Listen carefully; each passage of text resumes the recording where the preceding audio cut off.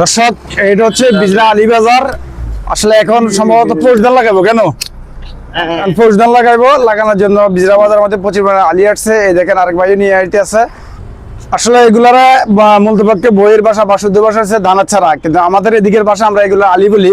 তো আসলে মুরব্বী, এখানে কোন কোন আলীগুলো নিয়ে আইছেন? এখানে আলী আনছি 49 দানের আলী আনছি, 103 আলী আনছি, 22 দানের আলী আনছি, 46 আছে, কুড়ি চিকন আছে, মুড়া বাজার আছে।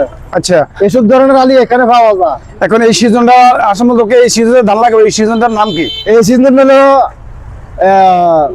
ভাদ্র মাস। ভাদ্র মাসে ফৌজদান লাগাবো। ফৌজদান লাগাইবো। আচ্ছা আচ্ছা, দর্শক আপনাদের যাদের হালির প্রয়োজন হইব, মানে দানা ছাড়ার প্রয়োজন হইব, আপনারা চলে আসবেন বিজরা বাজার। আপনারা দেখেন প্রচুর দানা ছাড়া আসতেছে, আরো আসবে। এখন আসতে আছে অনেকগুলো আসতে আছে। আপনারা দেখতেছেন সকাল এখনো 8টা বাজে নাই, অনেকগুলা দানা ছাড়া চলে আসছে। আর আমাদের এদিকে লাকসাম বিজরা বাজার এদিকের ভাষা বলা হয় আলী, আমরা এগুলো আলী নামে চিনি।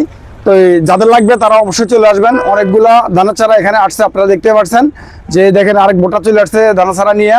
তো আসলে এই সিজনটা প্রচুর পরিমাণে ধান লাগানো হয়, কারণ এইটা মাছ যাওয়ার সম্ভাবনা খুবই কমে থাকে। ধান হয় প্রচুর পরিমাণে।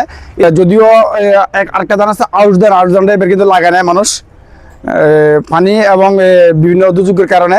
তবে এই ফুস ধানটা সবাই লাগাইতে আছে কম বেশ দেখলাম। তো এখানে বিজয় বাজার প্রচুর পরিমাণে আলী আসছে, যদি কারো প্রয়োজন হয় তারা চলে আসবেন।